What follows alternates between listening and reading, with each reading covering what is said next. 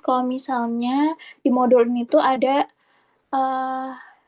dua ya, kita ngitungnya ada yang bola jatuh sama yang satu lagi tuh Brookfield. Nah, yang bola jatuh itu karena kemarin materinya udah sempet sama Bapak dijelasin, aku mau langsung aja ke hitungan-hitungan. Nah, di bola jatuh kalau kalian lihat di sini itu ada tabel data waktu tempuh bola jatuh. Nah, uh, bola jatuh yang baik itu 30 sampai 500 detik. Nah, makanya kita pilih dulu nih masing-masing dari cairan mana yang masuk di rentang 30 sampai 500 detik. Kalau misalnya nanti ada dua dua waktu nih, yang satu 30 detik, terus yang satu 186 misal. Nah, itu teman-teman boleh pilih yang paling lama waktunya. Yang satu misal 30 detik, yang satu 186 detik, berarti teman-teman pilih yang paling lama waktunya. Terus jadi catatan bahwa di yang bola jatuh ini teman-teman harus ngitung juga BJ. Cuman di sini aku udah kasih ya data BJ-nya biar nggak kepanjangan tutornya, jadi harus ada nilai BJ-nya. Nah, step pertama yang tadi udah aku sebutin bahwa pilih bola yang waktu jatuhnya masuk rentang. Kira-kira kalau gliserin, yang bola keberapa yang masuk rentang? Bola 4 teh. Keempat. Iya, bola 4, benar. Bola 4. Terus kalau propylene glycol? Tiga. Bola 3 teh. Bola 3 teh. Bola Bola 3. 3, oke. Kalau yang sirupus simplex? Bola 4. Bola 4 teh. 4 teh. 4. Oke, udah bisa ya semuanya. Terus udah gitu, baru kita masuk ke hitungan. Oh, terus ini tuh kalau ini lebih ke materi ya, alasan kenapa kita milih bola tuh harus yang sesuai karena diameter bola tuh kan beda-beda ya. Terus semakin besar diameter bola tuh justru seharusnya untuk cairan-cairan yang memang viskositasnya rendah. Terus bola dengan diameter yang kecil itu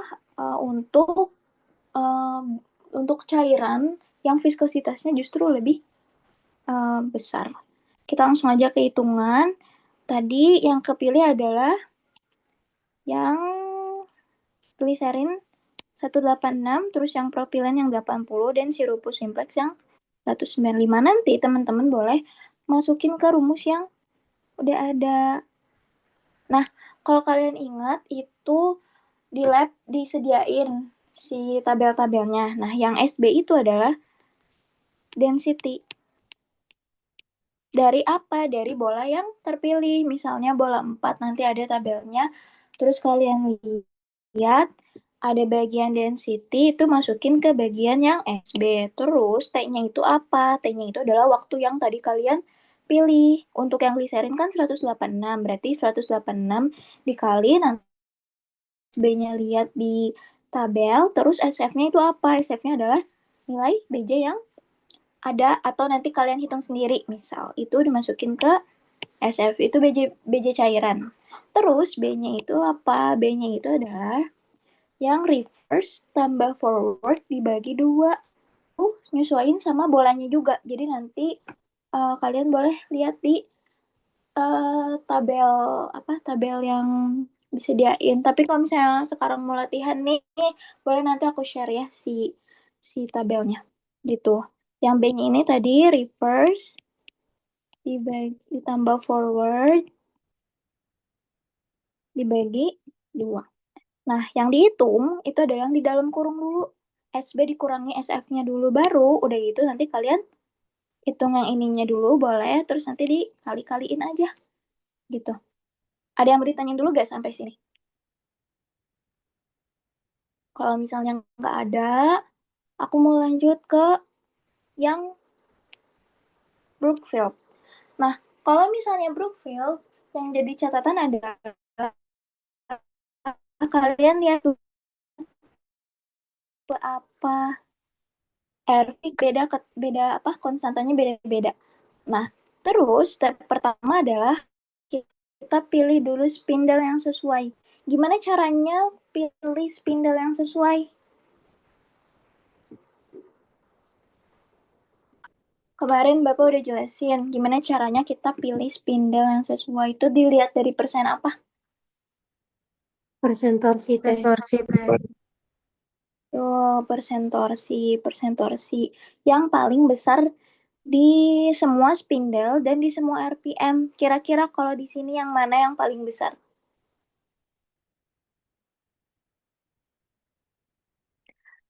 88. Yang 88,5 Yang 63 teh. teh, ada 88,5. 6. Ya, berarti spindle 63. Nah, terus teman-teman juga harus mastiin kalau misalnya di spindle itu gak ada nilai E atau minus atau strip karena kalau misalnya ada nilai itu udah pasti gak akan bisa dipilih ya. Berarti kita pilih dulu yang torsinya paling besar dan gak ada viskositasnya tuh yang error atau yang minus-minus gitu. Terus udah gitu, udah kita pindahin nih. Tadi kan yang kepilih adalah yang 63. Berarti tinggal dikaliin sama apa dikaliinnya ini untuk cari W atau usaha ya. Dikaliin sama ini yang sesuai. Karena ini tadi tipenya adalah tipe RV, berarti nanti kayak di sini udah ada. Berarti nanti tinggal dikali aja 780 dikali 7,187. Ini karena tipenya RV ya, tapi nanti kalau misalnya adalah tipe yang LV itu kan pilihnya yang 673,7 dikalinya gitu. Oke, jadi aku ulang lagi untuk yang Brookfield, step pertamanya adalah teman-teman pilih dulu spindle yang sesuai. Lihat persen torsi dari semua RPM dan dari semua spindle. Terus selanjutnya itu ngitung nilai W, misal W-nya itu si viskometernya itu adalah viskometer LV. Berarti dikalinya 673,7. Tapi kalau misalnya tipenya ada tipe RV, itu pakai yang 7,187. Apanya yang dikali viskositas yang kepilih dari spindle yang terpilih. Gitu. Terus selanjutnya untuk alasan nih, kemarin Bapak udah jelasin. Kenapa ya kita tuh pilih spindle dari persen torsi yang mendekati 10 sampai 100%? Ada yang masih ingat nggak kemarin?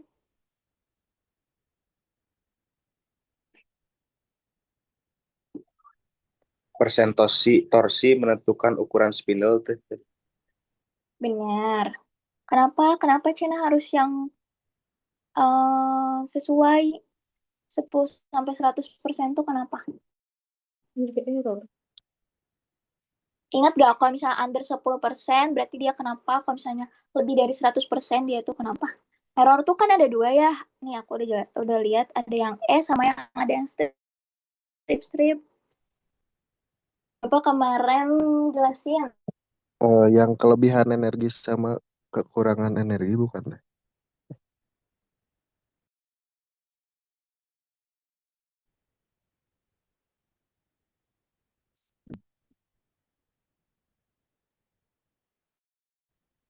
Oke, jadi kan untuk apa ya Bapak kemarin nyebutnya bandul ya. Bandul dari si spindle itu kan semakin besar nomornya, itu semakin kecil secara fisiknya si bandulnya tuh. Kalau kalian ingat yang 61 tuh adalah yang paling besar dan dia paling berat, itu berarti buat apa cairan-cairan yang viskositasnya rendah atau tinggi?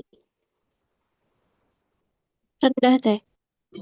Rendah, betul, rendah. Terus kalau misalnya spindle yang paling kecil deh yang 64 itu kan secara fisik dia kecil-kecil ya, maksudnya nggak berat kayak yang 61.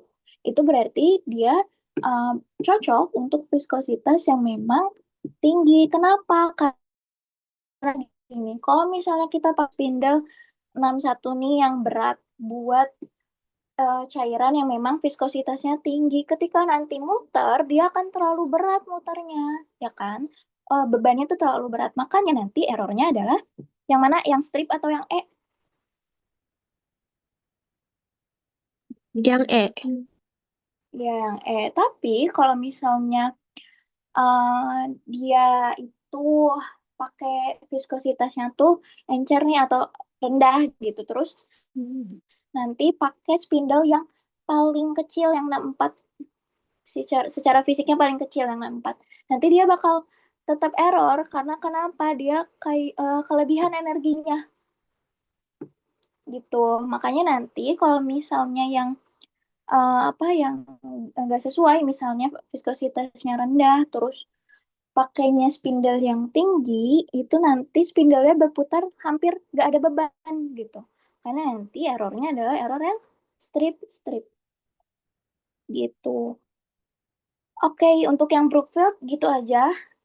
Ada yang mau ditanyain dulu gak? Takutnya aku kecepatan atau boleh? Nanti itu eh, tipenya itu kayak bakal diketahui teh itu tipe RV atau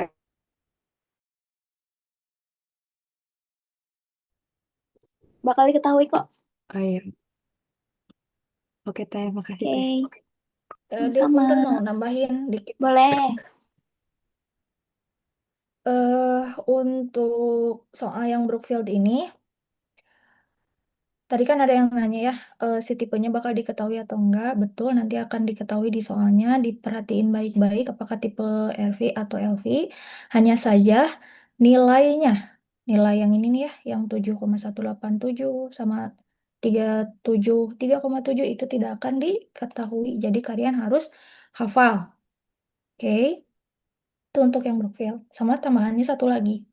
Nanti untuk misal ada misal ada soal terkait spindle mana yang akan kalian pilih,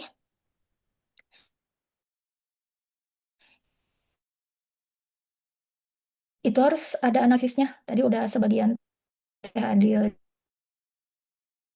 jelasin. Misal kenapa kalian pilih spindle nomor 63. Satu alasannya karena dari sisi viskositasnya. Untuk cairannya sendiri, insya Allah tidak akan berbeda dengan praktikum. Jadi seharusnya kalian tahu untuk masing-masing cairan seperti yang kita uji kemarin tuh, kalau yang di Brookfield tuh ada CMC, PGA, sama gliserin. Nah, kalian sendiri harus tahu viskositas CMC itu apakah rendah atau tinggi, PGA rendah atau karena kalau misalkan kalian tidak tahu viskositasnya rendah atau tinggi, kalian tidak spindle yang tepat. Jadi ada dua aspek gitu. Analisis pertimbangannya selain dari dilihat dari persen torsi, kalian juga harus bisa tahu viskositas dari masing-masing cairan itu seperti apa. Karena nanti eh kaitannya tuh viskositas sama pemilihan si ukuran spindle-nya. Yang kemarin Bapak jelasin kalau viskositasnya itu tinggi si cairannya, berarti spindle yang harus kalian pilih itu adalah spindle yang ukurannya besar atau kecil? Kecil. Kecil teh. Kecil gitu ya. Coba barangkali di sini ada yang sudah tahu dari yang viskometer Brookfield dulu ya cairannya. Kita susun dari propilen glikol, CMC, sama gliserin. Kira-kira viskositasnya semakin ke kanan nih, semakin ke gliserin, viskositasnya semakin tinggi atau semakin rendah? Semakin tinggi. Gimana? Semakin tinggi teh, jadi yang gliserin yang paling Berarti CMC paling. Betul Teh Adil, dari PGA dulu. Tadi Oke. jadi Sorry. dari PGA ke gliserin itu, PGA viskositasnya paling tinggi. Baru turun ke CMC, baru ke gliserin. Karena gliserin itu viskositasnya paling rendah. Bukan dilihat dari kekentalannya, tapi dari nilai si viskositasnya. Paling tidak kalian punya bekal dari sini untuk bisa menganalisis pemilihan spindle. Awas ya, jangan sampai nanti salah lagi dalam menganalisis. Ingat harus ada dua analisisnya. Satu dari persentuasi, yang satunya lagi dari viskositas untuk bisa mengaitkan ke pemilihan nomor spindle. Sampai sini paham? Paham. Terlalu Paham, cepat Teh. gak? Terlalu cepat gak aku ngomongnya? Enggak teh. Nah, oke. Teh. Satu lagi tadi di bola jatuh, maaf.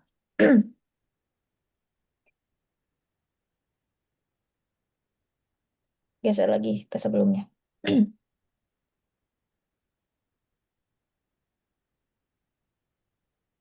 Yang awal teh?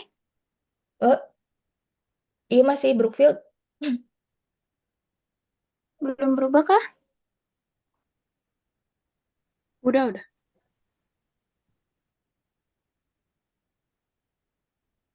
Aku nge-lag kah? Teteh belum ganti di teteh. Di aku udah teh. Ini masih bola jatuh. Masih boleh jatuh. Emang mau bola jatuh kan tadi? Iya, nah ini betul. Nah, untuk di bola jatuh juga tadi udah Ade jelasin, sama kayak kasus yang spindle. Kalau spindle tadi kalian tinggal memilih nomor yang tepat yang mana. Yang ini juga sama, bola yang tepat itu ada di nomor berapa. Untuk analisisnya sendiri, sama ada dua. Yang pertama itu dilihat dari aspek waktu jatuhnya. Apakah masuk rentang atau tidak ya. Yang masuk rentang 30-500 detik. Dan yang satu lagi sama, tadi harus tahu dulu viskositasnya. Kalau diurutin dari gliserin sama sirup simplex. Viskositas gliserin tinggi atau rendah? Tinggi teh. Tinggi teh. Kalau propilen? Rendah. Rendah. Kalau sirupus? Tinggi. Sirupus, kemarin ingat nggak gimana cairannya? Kalau ingat mah rasanya lebih kental ya. Jadi kalau disusun dari yang terendah ke tertinggi, dari yang paling encer gitu ya, dari propilen glikol, gliserin, dan sirupus simplex. Jadi nanti kalian bisa menentukan, oh kalau misalkan sirupus simplex tuh kan kita tahu viskositasnya itu tinggi, berarti cocoknya bolanya di mana? Apakah di bola yang nomornya kecil atau bolanya di nomor yang besar? Itu ya. Ingat-ingat ya untuk analisisnya. Karena aku tuh pengennya bukan hanya kayak kalian bisa milih, oh nomor ini yang cocok, oh spindle ini yang cocok, cuman dilihat dari aspek persyaratan aja, persyaratan persentosi atau persyaratan dari waktu jatuhnya. Tapi lebih ke analisis kaitannya dengan viskositasnya. Seperti itu ya. Sama titip satu lagi, untuk perhitungan BJ, mungkin kemarin di ujian sebelumnya ada yang sudah pernah dapat soal BJ. Jangan lupa kalian harus menyantumkan, menulis ulang nilai W1, W2, sama W3. Karena kasus kemarin itu tes ada yang tidak menuliskan nilai W1, W2, sama W3-nya. Jadi langsung hasil. Ya kita nggak bisa nge-cross check ya, itu perhitungannya betul atau tidak, karena kan tidak ada data W3-nya. Itu jangan lupa, meskipun memang terburu-buru waktu, tapi kelengkapan perhitungan itu amat sangat berpengaruh terhadap poin kalian. Oke, dari aku cukup segitu pun mungkin Teh Adil. Teteh, mau Ya. lanjut yang sifat aliran nggak? Oh iya, betul. Satu lagi ya. Iya. Oke. eh Sama satu lagi di viskositas itu, apalagi cairannya termasuk cairan sistem non-Newton, akan ada yang namanya reologi. Ini kaitannya sama viskometer Brookfield ya. Kalau yang di bola jatuh nggak akan ada. Nah, apa? Kenapa di Brookfield nggak ada yang namanya reologi? Masih anget loh kemarin. Ya, karena kan nggak banyak titik ya, cuman diputer aja ke atas, ke bawah, ke atas, ke bawah. Jadi cuma satu titik. Nah, yang harus kalian ingat adalah, kan macam-macam reologi itu kalau di sistem non-Newton ada dua macam ya. Ada yang dipengaruhi waktu, ada yang tidak dipengaruhi waktu. Aku bahas dulu yang tidak dipengaruhi waktu. Yang tidak dipengaruhi waktu itu ada apa aja sih? Yang tidak dipengaruhi waktu ada apa aja? Pseudoplastis sama dilatan.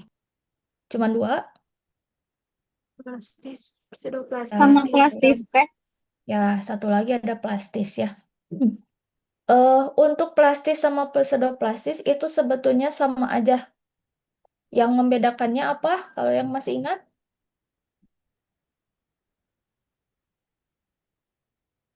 Ayo. Kelompok aku tuh, bahkan aku udah jelasin apa bedanya plastis sama pseudoplastis. Ya, nggak ada yang ingat. Oke, kalau di plastis nanti itu akan ada yang namanya yield value. Yield value itu adalah energi minimal yang harus dilewati dulu si cairannya agar dia bisa mengalir. Kalau di pseudoplastis, mau gayanya sebesar apapun, mau sekecil apapun, dia pasti akan bisa mengalir. Oke, sekarang aku jelasin konteks yang tidak dipengaruhi waktu. Nanti kalian harus harus bisa menentukan dari suatu grafik itu masuknya reologi apa? Apakah pseudoplastis, dilatan, tiksotropik, atau reopeksi? Harus bisa menentukan. Gimana teh cara menentukannya? Kita lihat. Lihat grafiknya, kita bahasnya untuk sumbu X itu adalah shear rate atau kalau di alat mah itu TRPM ya. Nah, untuk sumbu Y-nya itu adalah viskositas. Yang pseudoplastis grafiknya akan seperti ini. Jadi kalian harus bisa tahu, oh kalau grafiknya gini, kan bedanya yang tidak dipengaruhi waktu sama dipengaruhi waktu itu cuman dari sisi kurva naik sama kurva turunnya. Kalau yang tidak dipengaruhi waktu mah berhimpit, makanya cuma garis. Ini tuh ceritanya kurva naik dan kurva turunnya sama gitu ya. Kalau yang dipengaruhi waktu, kurva naik sama kurva turunnya berbeda, makanya tidak berhimpit. Kalau kalian menemukan misalkan kasusnya, oh grafiknya kayak pseudoplastis. Oke, kalian jawab dia masuknya pseudoplastis. Alasannya seperti apa? Dilihat dari apa? Satu, lihat dulu RPM-nya. Apakah RPM-nya semakin dinaikkan atau semakin diturunkan? Kalau semakin kanan, RPM semakin naik atau semakin turun? Naik teh. Ya, Semakin semakin naik ya. Jadi artinya untuk grafik pseudoplastis, semakin tinggi RPM atau semakin tinggi pengadukan, viskositasnya semakin naik atau semakin turun? Coba kalau dilihat dari grafik. Semakin turun teh.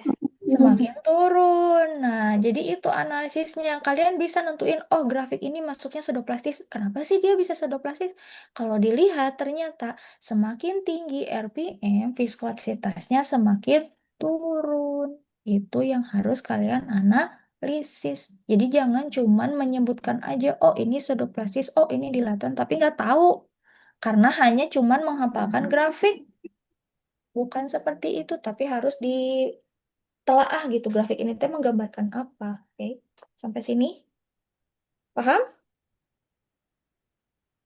Paham? Paham teh. teh. Teh.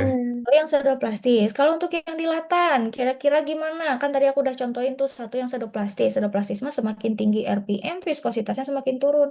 Kalau dilatan gimana? Semakin Kalau dilatan berarti semakin naik RPM, viskositas semakin tinggi. Ya, Semakin kalau naik. dilatan kebalikannya betul ya, semakin tinggi RPM, semakin cepat, bukan cepat itu ya. Semakin tinggi kita ngaduk, viskositasnya malah semakin tinggi kebalikannya. Jadi kalian kalau mau menghafal ya, kalau mau memahami cukup satu sebetulnya. Oh, ingat pseudoplastis. Temennya pseudoplastis siapa? Dilatan. Oh, berarti dilatan itu kebalikannya dari pseudoplastis. Ya, kayak gitu. Nah, kalau yang dipengaruhi waktu itu ada yang namanya parameter waktunya. Ada pengaruh lama atau tidaknya kecepatan pengadukannya. Makanya eh, apa tuh kurvanya tidak akan berdempet gitu ya. Gimana nih cara ngeanalisisnya yang tiksotropik? Coba ada yang bisa nggak?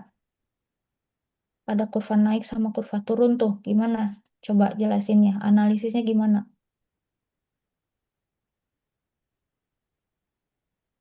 Ayo, jangan takut, nggak akan dimarahin kok. Ayo. Semakin naik RPM, viskositasnya semakin rendah. Izin teh mau menjawab, So, boleh.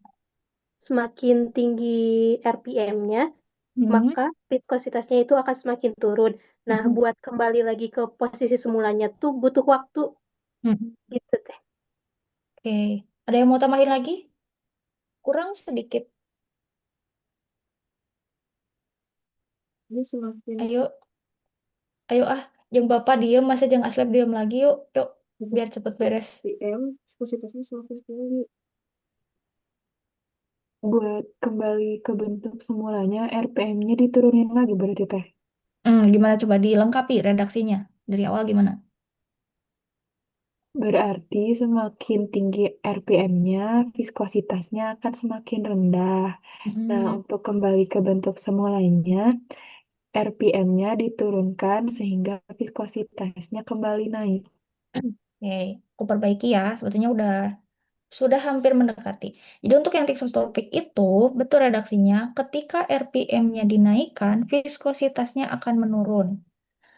Nah, tapi ketika si larutan itu didiamkan, si cairan itu didiamkan, dia akan kembali lagi ke viskositas awal. Yang tadinya tinggi, ya jadi tinggi lagi. Jadi bisa kembali. Hanya saja kalau kita lihat ya, misalnya viskositas awalnya tuh 6, turun sampai 3 misalkan. Nah, kembali ke awalnya itu sepertinya tidak akan ke 6 lagi karena tidak berhimpit. Misal malah jadi ke 5 atau malah jadi ke 4. Itu ya bedanya. Kalau yang dipengaruhi waktu tuh ada proses diemnya dulu. Ketika didiamkan nanti dia pasti bakal kembali lagi ke viskositas awal, tapi tidak sama persis. Tuh ya. Nah, kalau ngreopeksi gimana? Coba kebalikannya kalau dilihat dari grafik mah. Siapa yang mau?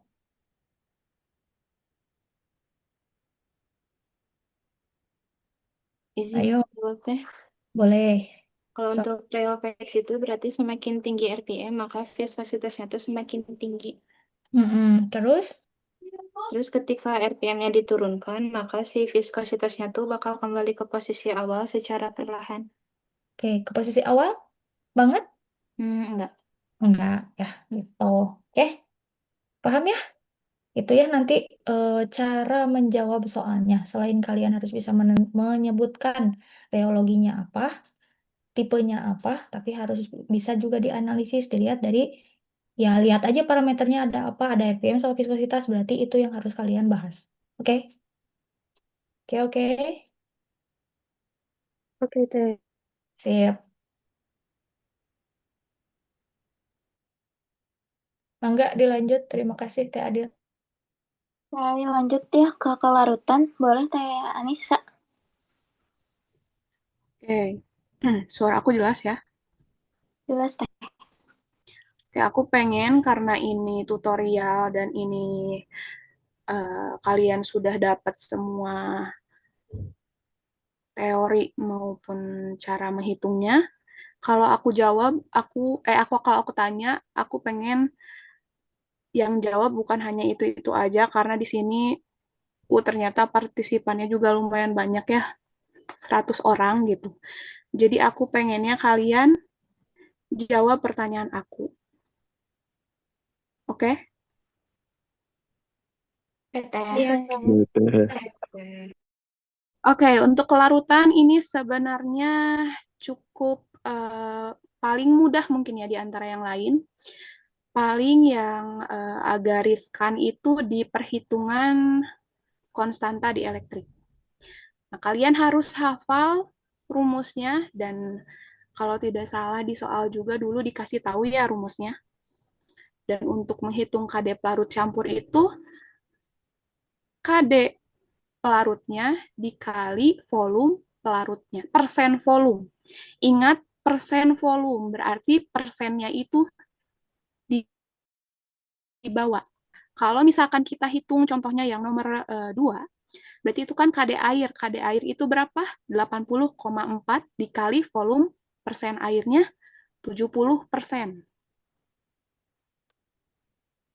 Kalau kalian mau lebih mudah di kalkulator, 70% itu diubah dulu menjadi satuan desimal. Berarti berapa? 0,7. 0,7. Berarti nanti kalian tinggal kalikan 80,4 dikali 0,7 gitu hasilnya. Begitupun yang etanol maupun yang PPG. Jadi hasilnya sudah pasti betul kalau diubah ke desimal dulu. Gitu. Takutnya kalian pusing gitu ya. Harus 80,4 kali 70 per 100. Nah, ditakutkannya per 100-nya itu tidak dibawa. Kalian itu rata-rata kesalahan itu di situ. Bahkan dulu mang cuman beberapa orang yang menghitung KD. Jadi diingat-ingat lagi cara menghitung KD-nya seperti apa. Ada yang mau ditanyain sampai sini? Paham ya menghitung KD? Paham. Oke, selanjutnya. Menghitung konsentrasi sampel. Rumusnya apa? V1 dikali N1 1 dikali N1 sama dengan V2 dikali N2 teh. Betul, ini rumus yang sangat umum dipakai untuk menghitung konsentrasi yang tidak memiliki data persamaan regresi linier.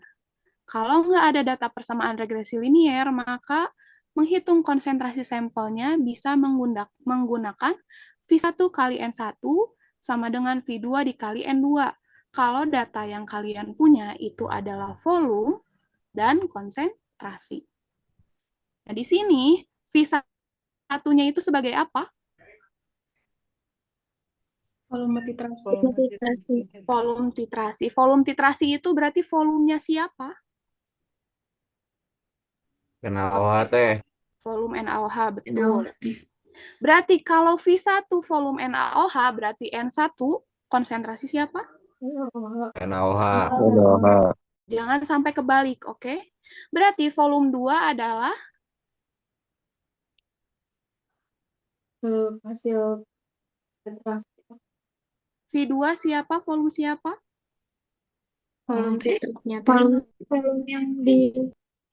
Volume yang di pipet tuh kan deh. Volume yang dipipet teh volume siapa? Sampel. Volume sampel. Sampel. Berarti volume sampelnya kalau yang kalian kerjakan di lab waktu itu volume sampelnya berapa? 20 mili teh. Betul, 20 mili. Berarti N2 konsentrasi siapa? Konsentrasi sampel. Berarti yang nggak diketahui itu konsentrasi sampel. Kita hitung konsentrasi sampel. Setelah itu cara menghitungnya gimana? Dimasuk-masukkan tinggal pindah ruas. Betul. Kalau misalkan pindah ruasnya jadi gimana rumusnya? Kalau yang dicari N2 berarti sama dengan V1 kali N1 dibagi V2. Betul. Jangan sampai tertukar datanya. Oke. Setelah itu satuannya apa? Kalau yang dicari N2? N Betul. Kalau KD ada satuannya tidak? Tidak ada.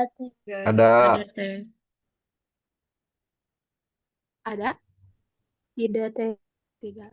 Oke, sampai situ paham? Paham teh.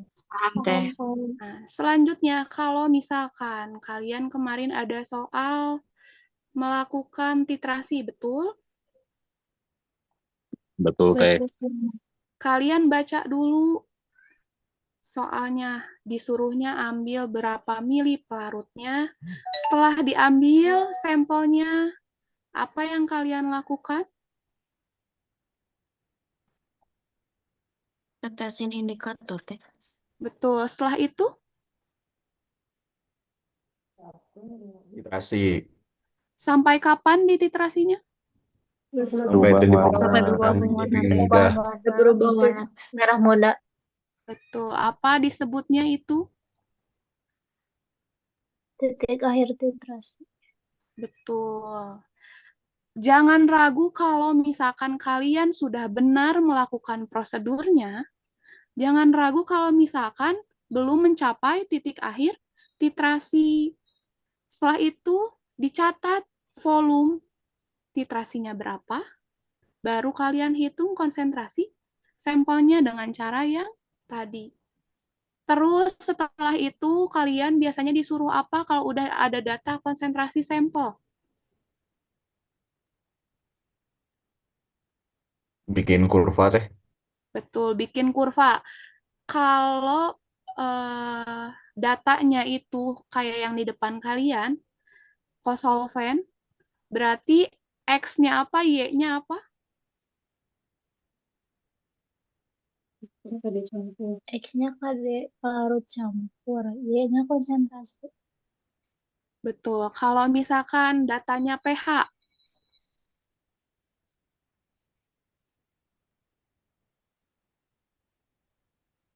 X-nya pH, Y-nya konsentrasi pH teh. betul. Kalau misalkan surfaktan, Bobot surfaktannya yang X teh, konsentrasinya yang Y. Konsentrasi surfaktan, bobot surfaktannya X teh. ya betul. Kalian juga harus tahu selain itu prosedur kelarutan dan larutan ini apa. Semuanya sama ya kan? Bedanya hanya di awalnya. Kalau yang KD berarti harus buat apa dulu?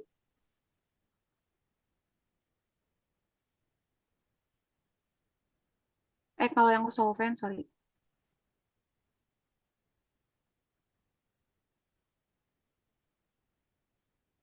Prosedur kosolven, pertamanya ngapain?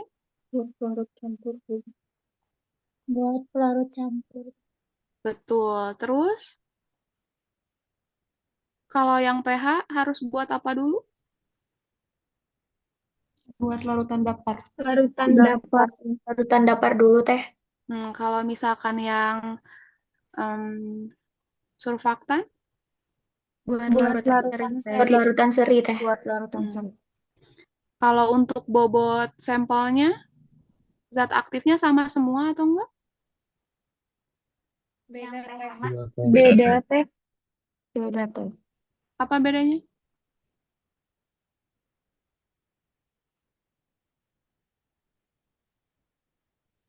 Kalau untuk yang di pH itu 0,5. Terus kalau misalkan untuk solvent itu butuhnya 1 gram teh. Ya betul, untuk ke bawahnya sama ya. Dibuat dulu larutannya, terus dimasukkan zat aktifnya, baru di lab shaker, kemudian disaring, diambil filtratnya, lalu dititrasi. Diingat-ingat itu sangat sederhana. Oke? Ada yang mau ditanyain untuk larutan dan kelarutan?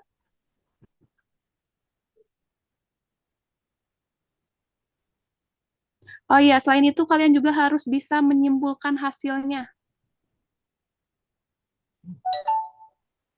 Kalau misalkan di sini aku kasih contoh deh. Di sini kan ada volume NaOH ya datanya. Kalau misalkan ngelihat dari data volume NaOH-nya aja ini, kira-kira kesimpulannya apa?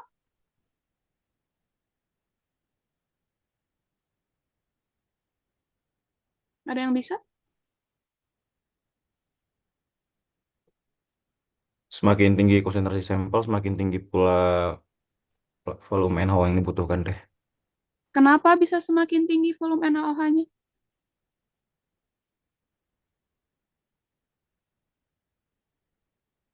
Karena semakin banyak yang terlarut, bukan teh? Ya, betul. Karena semakin banyak zat aktif yang terlarut, kita butuh semakin banyak volume NaOH-nya. Nanti dilengkapi sama kalian ya, berarti itu cari lagi. Belajar lagi.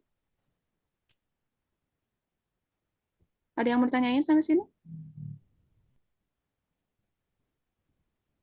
Cukup teh. Cukup teh. Oke, kalau cukup kita lanjut ke stabilitas obat dulu. Mangga, Teh Del.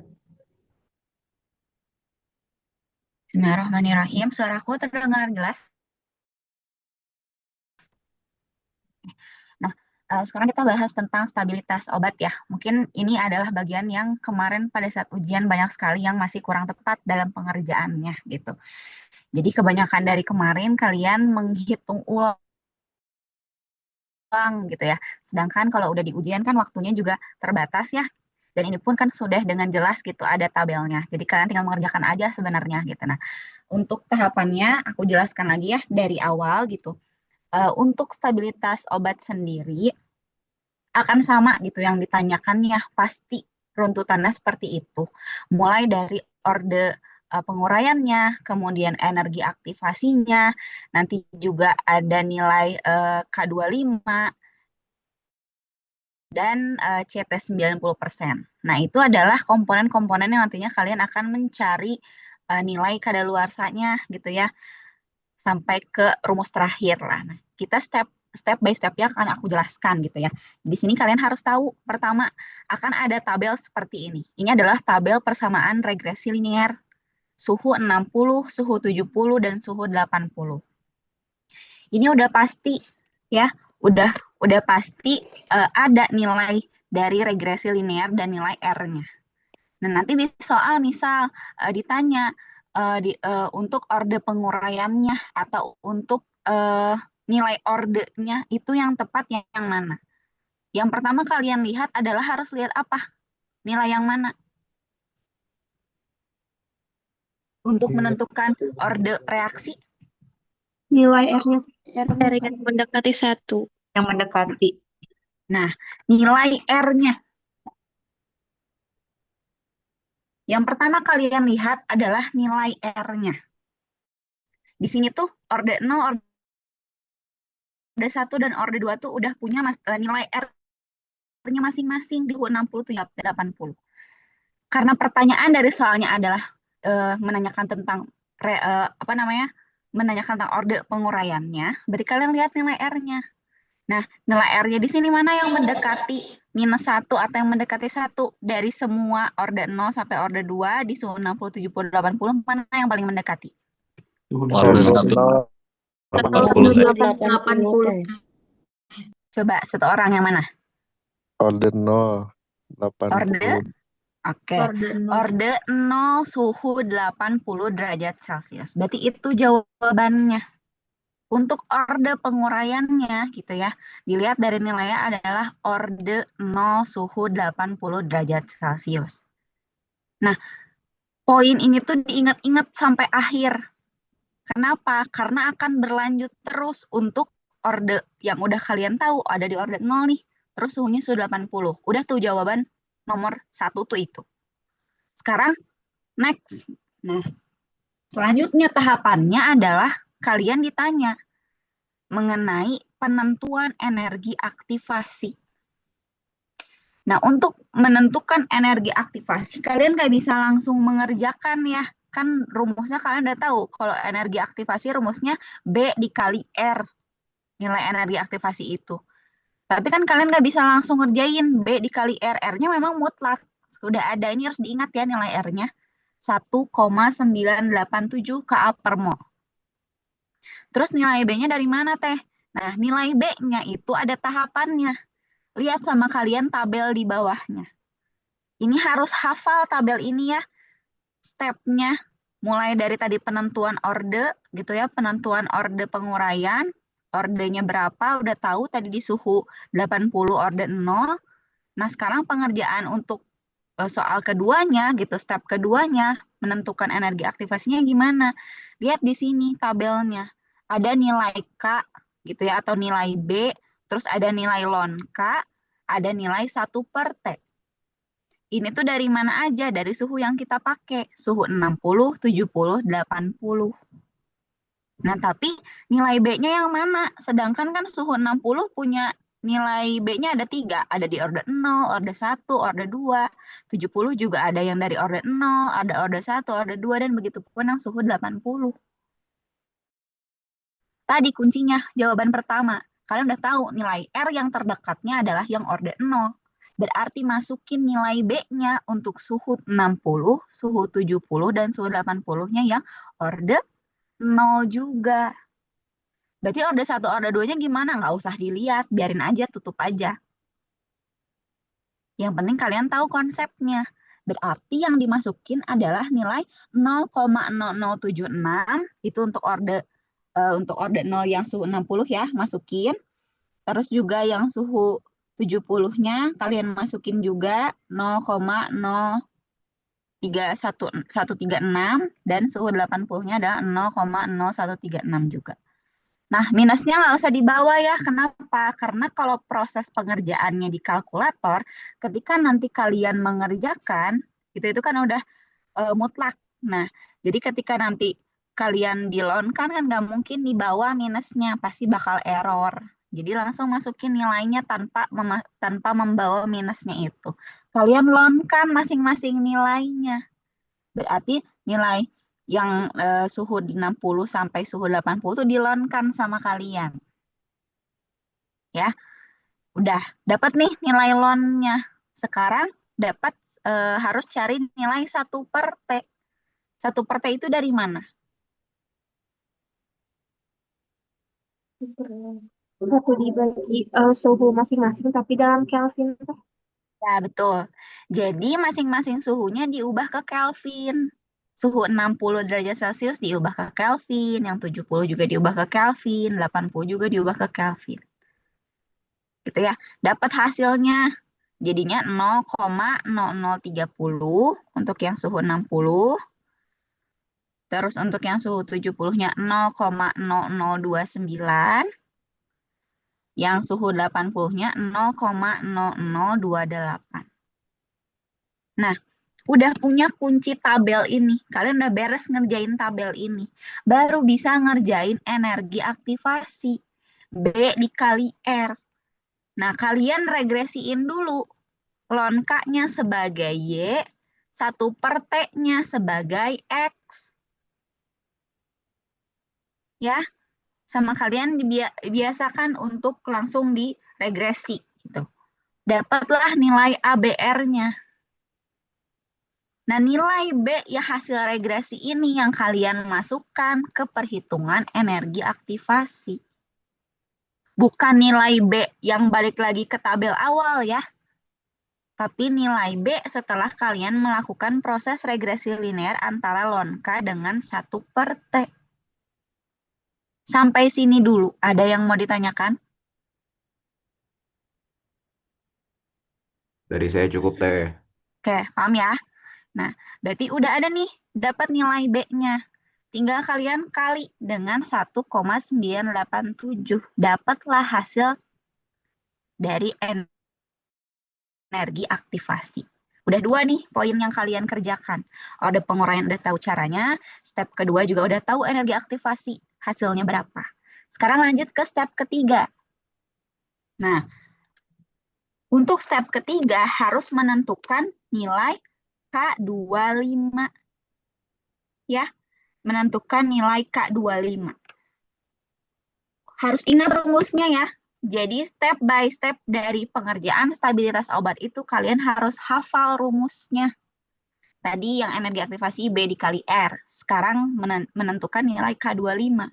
Berarti rumusnya adalah ln K sama dengan ln A dibagi EA per R dikali 1 per T. Ini diingat-ingat sama kalian rumusnya.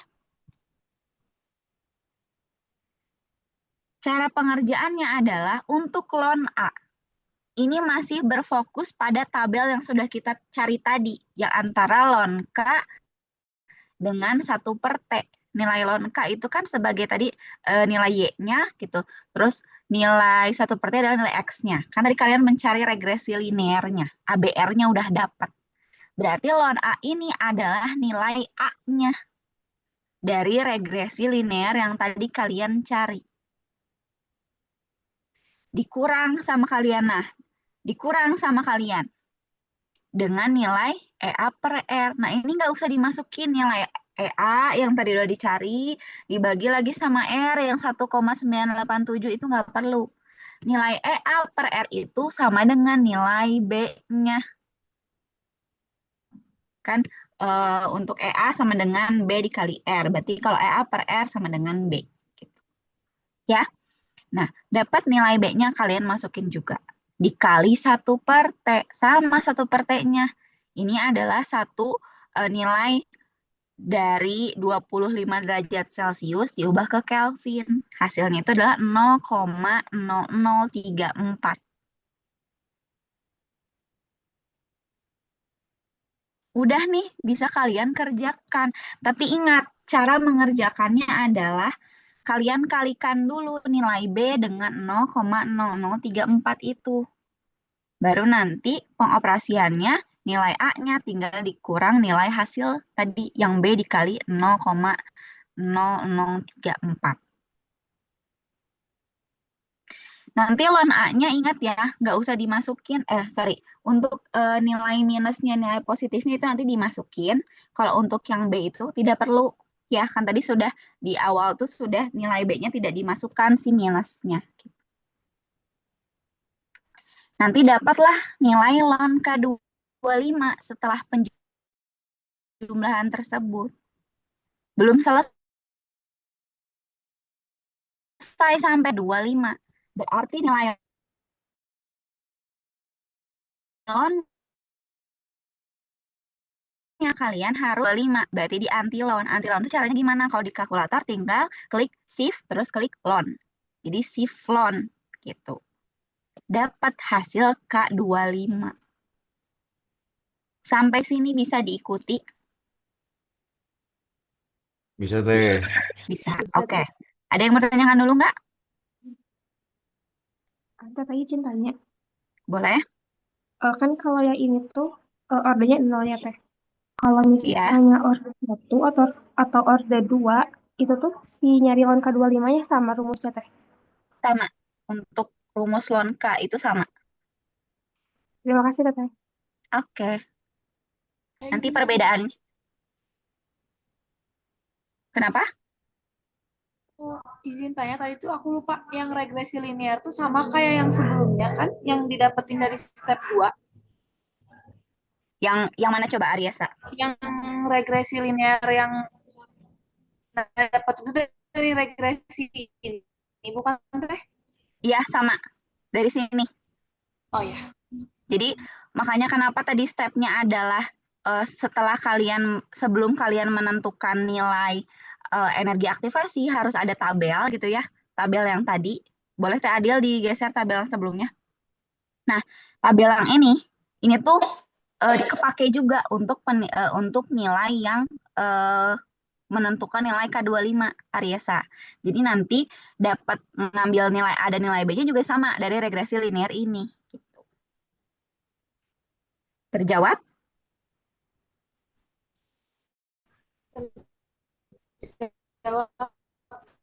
Oke. Makasih. Ya. Oke. Nah, setelah itu udah dapat nilai K25. Sekarang masuk ke step selanjutnya, step keempat yang terakhir. Di sini itu menentukan nilai waktu kadaluarsa. Ya, sebelum kita menentukan nilai kadaluarsanya harus ada satu nilai yang dicari dulu, yaitu adalah CT 90% sama dengan C0 dikali 90%. Nah, C0-nya dari mana?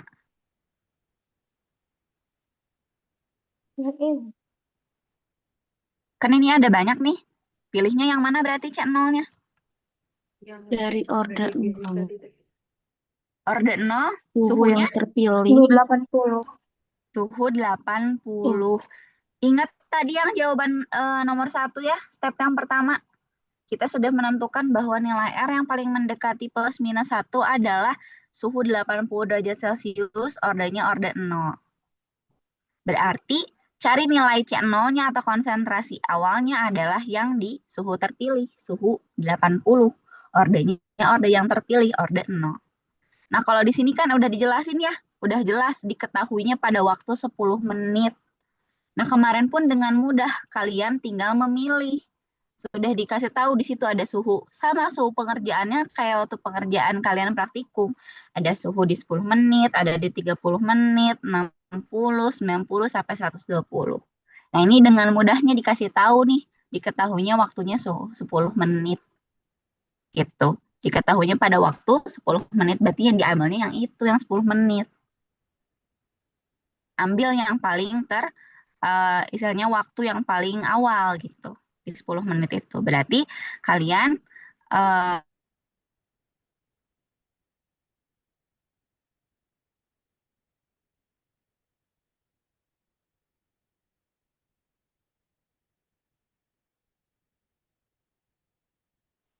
tinggal kalian kalikan dengan 90%.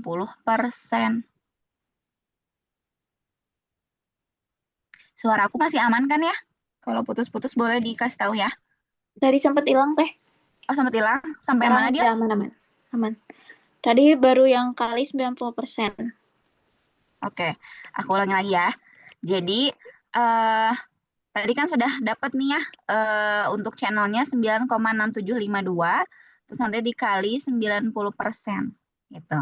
Persennya dibawa ya, dikali 90/100 kan itu tuh, dapatlah nilai CT 90-nya, gitu.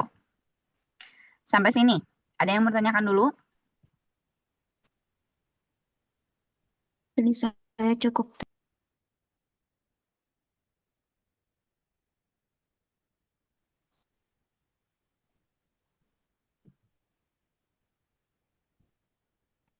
Masih aman kan suaraku, Dil?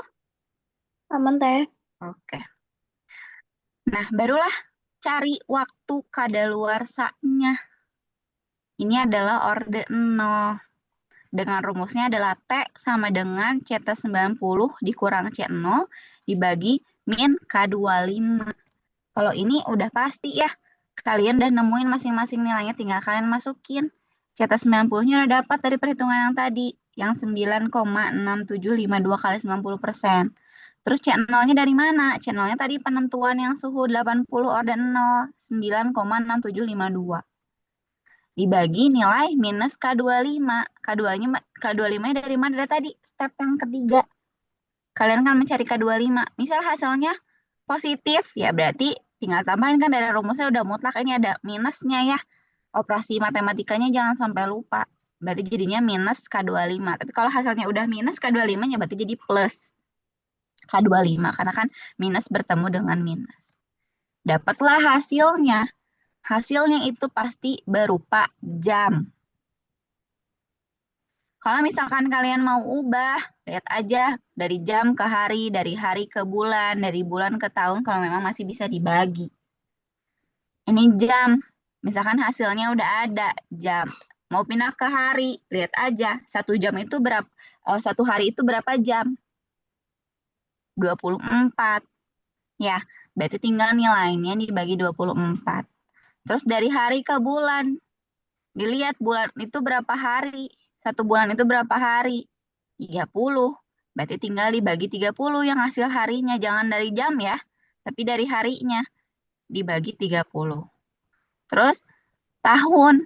1 tahun itu berapa bulan? Ada 12 bulan. Berarti tinggal yang dari bulan ini dibagi 12. Dapatlah hasilnya. Ini nilai atau waktu kadaluarsanya. Sampai di sini, ada yang mau ditanyakan dulu dari step awal sampai akhir. Kalau masih bingung, mending ditanyain. Kenapa? Karena ini Stabo itu perhitungannya sudah mutlak seperti ini, panjang. Harus kalian hafal juga rumusnya, step by step-nya. Izin bertanya teh, Boleh. buat yang di step terakhir ini kan, tadi kita pakai waktu yang 10 menit ya. Kalau misalkan nanti ternyata datanya itu ada di menit ke selanjutnya mungkin ada 3 waktu teh. Itu kita tetap pakai yang awal apa gimana teh? Ya, tetap menggunakan yang awal. Kenapa? Kan terjadi penguraian itu di awal ya. Jadi maksudnya belum terbanyak penguraian itu, belum terjadi banyaknya itu di 10 menit. Jadi tetap menggunakan yang suhu paling awal. Waktu paling awal gitu. Baik teh, terima kasih. Oke, ada yang mau tanyakan lagi? Teteh, kalau yang K25-nya tuh hasilnya tetap yang antilan. Yang sudah diantilon, ya. Kan kalau misalkan yang belum diantilon, dia masih lon K25. Sedangkan kita kan butuhnya nilai K25. Berarti diantilon dulu, di siflon dulu sama kalian. Dapat hasilnya, berarti nilai K25-nya dari situ. Kalau nilai hasilnya positif, berarti kan jadi minus ya, karena kan di rumusnya minus K25.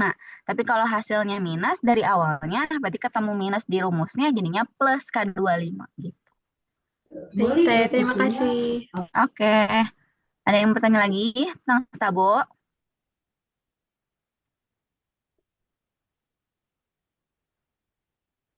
Mumpung masih dibahas, ini kalian bingungnya dari mana? Boleh ditanyain dulu ya, sebelum nanti next ke modul selanjutnya sama teteh yang lain. Tidak ada? Oke, kalau Teteh, tidak ada. Boleh, boleh. maaf izin tanya Teh. Kalau yang tadi kan di step 2 yang energi aktivasi, terus Ya. pas dicoba di LEN-nya tuh negatif tetap ditulis kah, Teh? Oh iya, kalau ini LEN-nya, oke, makasih ya pertanyaannya. Nah, tadi lupa dibahas sama aku. Ketika nanti dapat hasil LEN K-nya itu atau LON K-nya itu adalah minus, gitu. Ini minusnya dibawa. Bahkan si minus ini dibawa ketika kalian melakukan proses regresi linear. Ya, jadi nanti ketika hasilnya minus, minus, minus, langkahnya ya udah ketika kalian mengerjakan regresi linearnya, nanti nilai Y-nya berarti minus semua gitu. Misalnya kalau iya minus, kalau ada yang minus, ada yang enggak juga tetap dibawa, intinya dibawa untuk si minus plusnya ini. Jadi supaya nanti hasilnya akurat nilai ABR-nya. Kalau tadi kan jelas ya, kenapa yang minus ini malah nggak dibawa gitu. Udah jelas nih di dalam rumusnya aja dia sudah mutlak. Jadi minusnya nggak usah dibawa. Kalaupun kalian coba nanti di kalkulator si minusnya itu kalian lonkan gitu ya. Dari nilai B ini dilonkan gitu. Nggak akan bisa. Pasti error kalkulatornya. Tapi kalau untuk nilai ini lonkanya ketika dari nilai B ini udah dilonkan gitu ya. Terus dapat hasilnya minus. Ya ini dibawa minusnya ketika proses regresi linear gitu. Makasih ya Aisyah. Baik, Teh. Terima kasih juga. Oke. Ada yang mau ditanyakan lagi?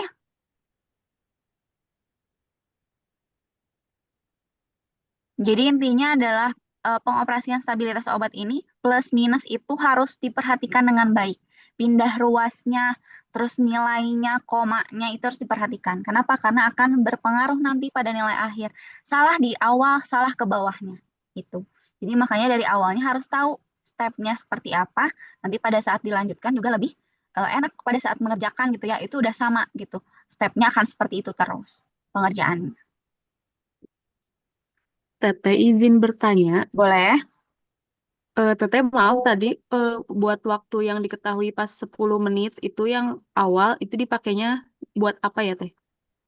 Yang 10 menit awal gini, aku ulangi lagi ya. Ini kan kita dari awal sudah mengetahui bahwa nilai orde penguraiannya adalah tadi di suhu 80, ordenya orde 0. Itu yang mendekati nilai plus minus 1 ya, nilai si R-nya. Terus step-step selanjutnya itu akan jadi poin pentingnya itu tuh. Kenapa? Karena step-step selanjutnya itu akan kepake juga gitu nilai itu. Pada saat kalian mau mengerjakan C tes 90% sama dengan C0 dikali 90%, ini kan ada nilai C0. Ini adalah nilai konsentrasi awal. Nah, pada saat pemilihan C0 gitu, kan kalian juga waktu saat ngerjain di lab gitu ya, praktikum, itu kan suhunya nggak hanya satu ya, waktunya nggak hanya satu gitu. Nggak hanya 10 menit aja, tapi ada 10 menit, 30 menit gitu ya, sampai 120 menit. Berarti masing-masing dari waktu tersebut ada nilai konsentrasinya kan? Nah, sekarang harus mencari nilai C0. C awal, konsentrasi awal. Berarti kan konsentrasi sebelum terjadinya penguraian yang lebih banyak gitu ya.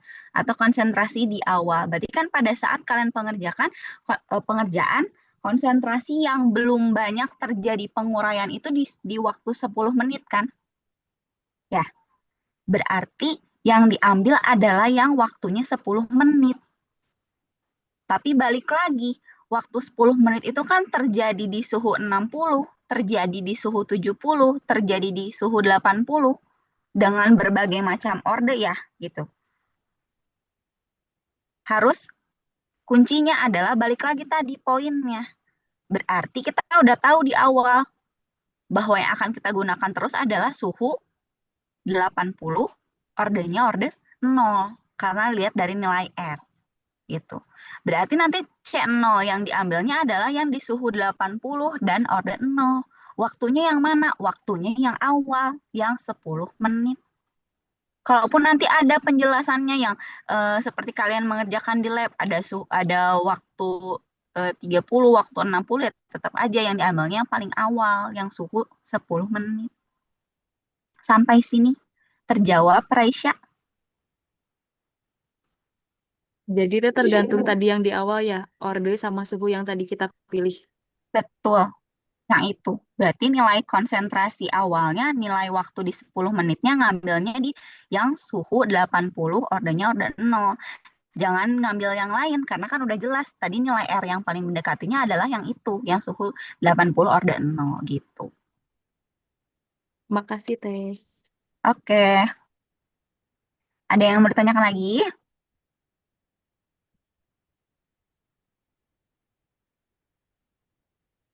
Saya maaf izin bertanya. Boleh. Untuk yang antilon itu tuh kalau misalnya hasil K25-nya tuh misalnya tuh minus, kan terus di antilon. Nah itu minusnya diambil atau enggak ya Teh? Kalau di antilon dibawa. Dibawa aja. Iya. Tapi kalau misalkan, kalau minus itu prosesnya adalah menuju ke lon, itu pasti di kalkulator nggak akan diterima sama kalkulator juga, pasti dia error. Tapi kalau misalkan anti-lon, masukin nilai minus, itu bisa. Baik Teh, makasih. Oke. Ada lagi?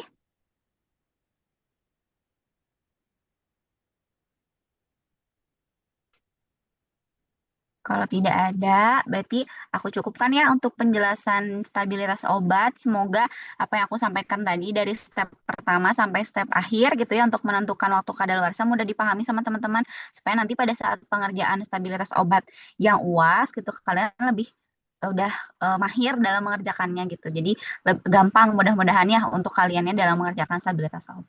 Mungkin dari aku itu aja, Teh Adil, Teteh. Boleh dilanjut. Oke. Lanjut sama Teh Anissa ya untuk modul 9. Oke, terima kasih Teh Adil dan Teh Del. Lanjut ya, evaluasi emosi. Ini juga modul yang paling mudah ya. Jadi aku akan bertanya. Soalnya pasti Teteh Asep sudah menjelaskan ini sedetail mungkin. Jadi evaluasi emosi itu pertama ada uji tipe emosi. Ada berapa metode yang kita gunakan? 3. 2. Apa aja? Pewarnaan, pengenceran, sama kertas saring. Betul. Yang pertama akan kita bahas adalah pewarnaan. Pewarnaan kita menggunakan apa? Metilen blue sama Metilen blue sama Sudan 3. Betul. Metilen blue dan Sudan 3 bedanya apa?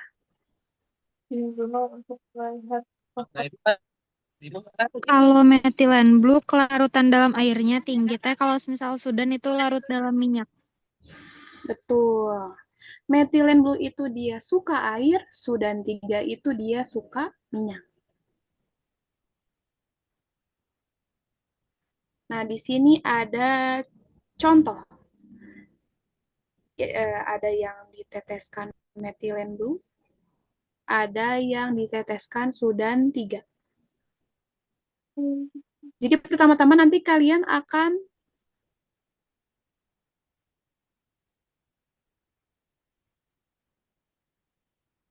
meneteskan sampel ke plat tetes. Sampelnya itu kemungkinan ada tipe minyak dalam air maupun air dalam minyak. Tapi kalian harus bisa menyimpulkan dan alasannya. Bukan hanya, oh ini tipe minyak dalam air, tapi kita pengen tahu alasannya. Kenapa dia bisa minyak dalam air ataupun air dalam minyak. Yang pertama, ketika sampel minyak dalam air diteteskan metilen blue, apa yang terjadi?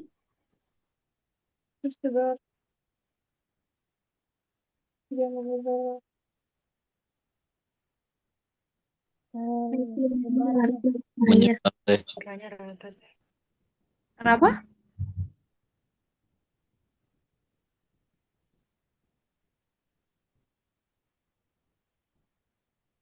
Kenapa? Warnanya jadi rata. Dapat menyebar teh. Betul. Dapat menyebar. Metilen blue-nya dapat menyebar karena yang tadi dibilang larut dalam air. larut dalam air. betul, karena metilen blue itu suka air.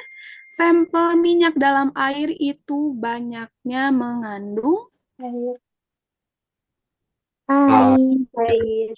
Makanya ketika metilen blue ditambahkan, metilen blue akan menyebar.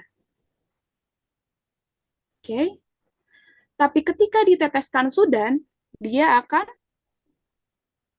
Becak-becak teh. Berkumpul. dia akan timbul bercak karena Sudan tidak larut dalam air, maka akan terbentuk bercak-bercak. sudan tidak menyebar dalam air, dia akan membentuk bercak karena emulsi minyak dalam air mengandung sedikit minyak. Dia akan menyatu dengan minyaknya. Makanya nanti timbul bercak. Begitupun kalau misalkan sampelnya air dalam minyak. Ketika sampelnya ditetesi metilen blue, dia akan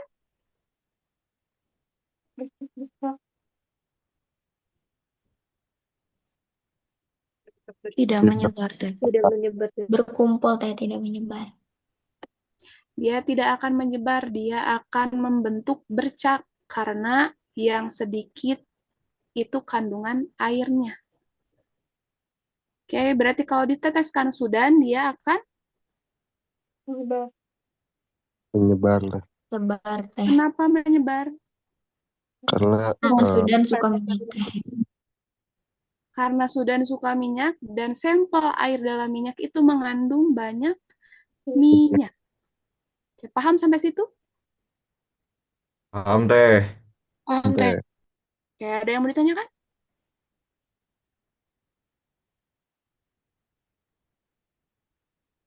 Kalau tidak, kita lanjut ke pengencer. Maaf, saya mau bertanya. Boleh? Kemarin tuh kan saya ke bagian ini juga ya waktu UTS. Nah, pas dilihat tuh perubahan warnanya tuh hampir kecampur dua-duanya. Pas ditanyain ke Asep tuh katanya terlalu lama ngaduknya, harusnya tuh ngaduknya berapa kali biar terang. Gini ya, sebenarnya ketika kalian misalkan teteskan sampel sebanyak kalau plat tetes kan karena kecil ya, cukup 5 tetes si sampelnya. Terus si metilen blue maupun sudannya ditetesin 3-5 tetes. Jadi 3 tetes dulu. Nah, sebelum diaduk, sebenarnya itu bisa terlihat kalau misalkan metilen blue itu, kalau sampelnya minyak dalam air, metilen blue pasti langsung menyatu. Gitu. Biasanya kalaupun nggak diaduk ya, tapi kalau misalkan kalian ragu, boleh diaduk dan dilihat. Kalau misalkan si metilen blue sampelnya kemarin warna apa? Sampelnya warna putih. Kalau warna putih, berarti kalau misalkan sampelnya minyak dalam air, metilen blue-nya akan berubah.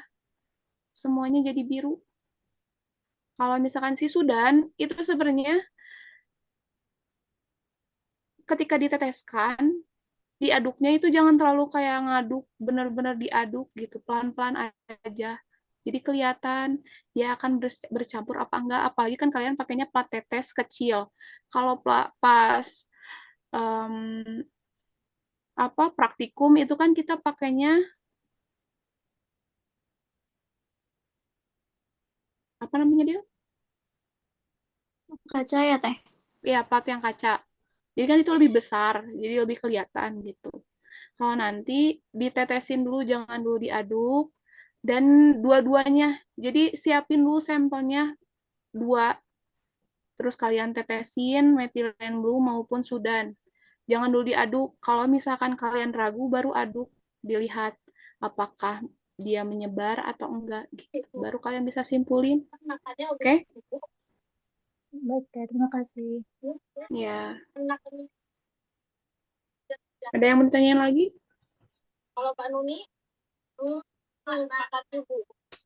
Kalau nggak ada, kita lanjut ke pengenceran.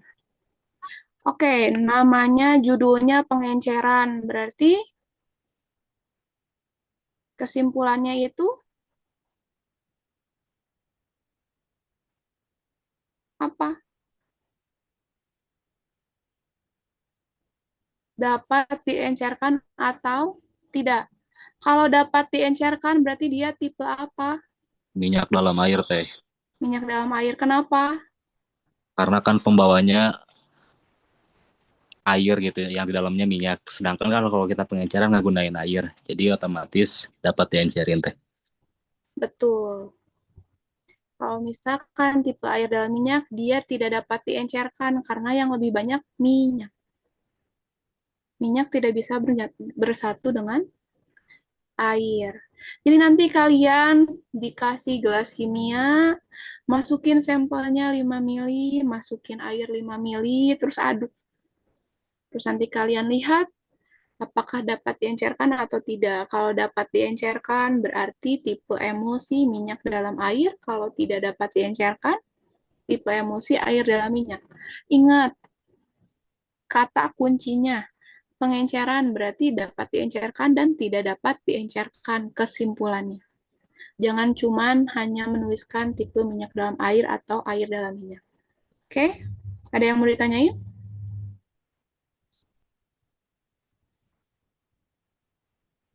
Kalau enggak, kita lanjut ke kertas saring. Kertas saring.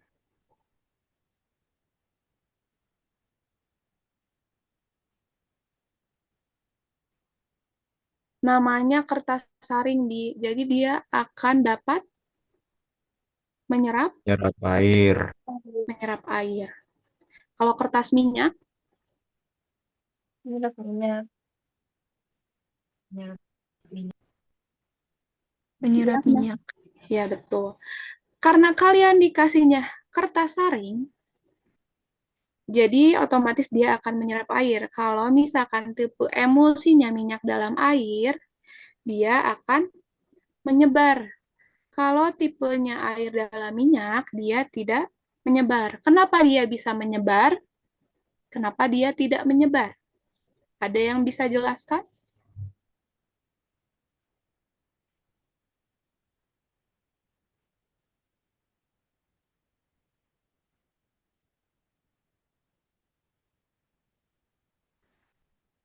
Tadi di awal sudah dijelaskan kertas saring itu menyerap air.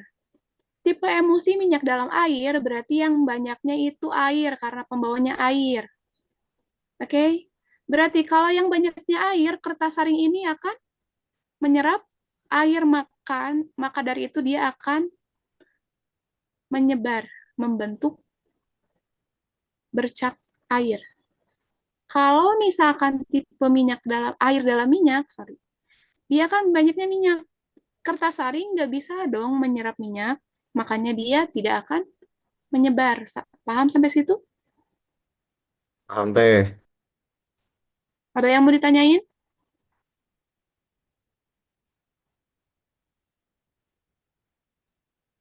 Kalau nggak ada, berarti aku harap ketika kalian mengerjakan ini, nilainya semuanya 100. Oke, lanjut Edil. Selanjutnya adalah evaluasi suspensi. Yang pertama, volume sedimentasi. Nanti kalian ada sampel di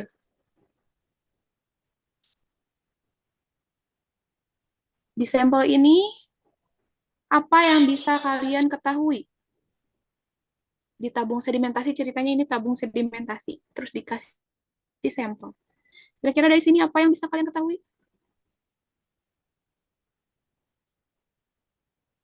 Terjadi pengendapan, Teh. Terjadi pengendapan. Terus berarti ada data apa aja di situ? Volume endapan dan juga volume sedimentasi. Betul, volume awal, volume endapan. Nah, untuk menghitung F, itu kita butuh volume akhir dan volume awal. Volume awal udah kita ketahui volumenya adalah 80 mili. Kalau volume akhir, bagaimana kita menentukan volume akhir? Volume endapannya teh. Volume endapannya berarti 25 mili. 80 mili dikurang 25 bukan?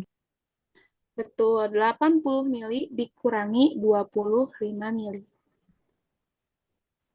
Kan tadi kalau yang 25 mili itu hanya volume endapan. Yang kita inginkan adalah volume akhir. Oke, jadi volume akhir itu bukan volume endapan, tapi volume awal dikurangi volume endapan. Baru kita dapat volume akhir. Berapa volume akhirnya?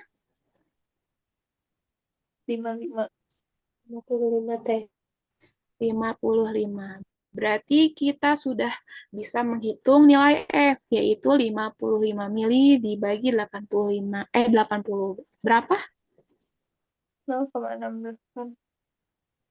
0,6875.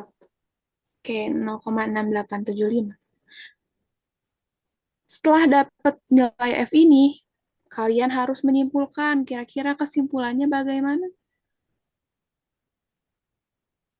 Nilai F yang bagus itu berapa?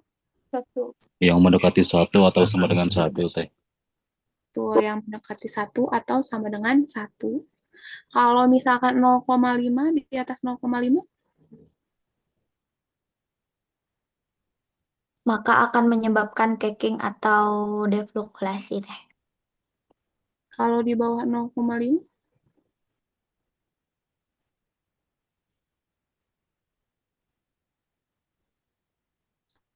F sama dengan 1 itu sangat bagus. 0,5 itu cukup baik. Kalau di bawah 0,5 itu nanti akan timbul caking. Jadi kalau 0,6875 gimana? Cukup baik.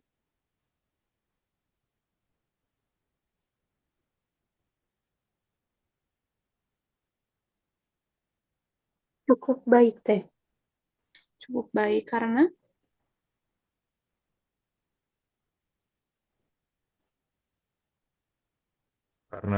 cukup dekat dengan 0,5 tapi buat mendekati 1 masih cukup terlalu jauh teh.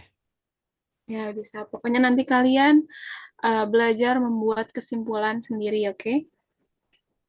Ada yang mau ditanyain sampai sini untuk volume sedimentasi?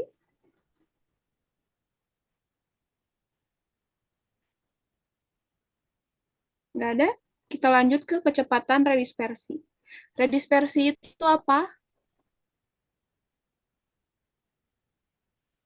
Mudah tersebar kembali teh, terdispersi merata gitu. Jadi ketika kita udah mengendap, mudah untuk menyebar kembali teh. Betul, kemampuan untuk terdispersi kembali. Jadi ketika kita punya suspensi, pasti dia akan mengendap. Nah, maka dari itu kita harus tahu kecepatan redispersinya. Di sini ada dua kasus. Kasus pertama itu suspensi ketika 1 kali inversi mudah terdispersi. Berarti berapa persen kemudahan redispersinya? 100%. 100%. Betul, 100%. Kalau 1 kali inversi itu 100%. Setiap pengulangan 1 kali inversi berkurang 5%. 5%. Maka ketika 3 kali inversi berarti berapa persen? 85. 90% teh. Betul, 90%. Karena kan sekali tadi 100%. Terus yang kedua berarti dikurangi 5%. Yang ketiga dikurangi 5%. Jadi hasilnya 90%. Paham sampai situ? Paham teh. Oke, jadi nanti kalau misalnya kalian dapat kecepatan redispersi, kalian harus melakukan redispersi, dikocok. Berapa kali? Tiap pengulangan, kalian lihat dulu apakah sudah homogen atau belum. Kalau belum, baru dilakukan pengulangan inversi lagi. Gitu ya, jadi jangan cepat-cepat ngocoknya. Satu kali dilihat, dua kali dilihat lagi. Ada yang mau ditanyain? Kalau nggak ada, kita lanjut. Lanjut teh. Ke selanjutnya. Oke, kecepatan disolusi akan dijelaskan kembali oleh Teh Adil. Mangga Teh Adil. Hai, makasih Teh Anissa. Teman-teman, ini modul terakhir. Pasti otaknya udah pada ngebul ya, boleh sambil minum, sambil nyemil, terserah. Intinya, yang ini harusnya sih lumayan ya daripada tadi Stabo. Lumayan lebih mudah gitu. Oke, kita mulai dulu ke soal nih. Misalkan, ini prosedur ya. Disolusi tablet A dengan dosis 250 mg. Media disolusinya 900 ml. Alatnya, waktunya itu udah ada. Terus juga ada toleransi dalam 45% atau itu adalah nilai Q. Oke, terus prosedurnya kita baca dulu. Pengujian tahap pertama di-highlight, terus 6 tablet dimasukin ke masing-masing bejana. Terus udah gitu setelah 45 menit diambil 10 mili lalu disaring.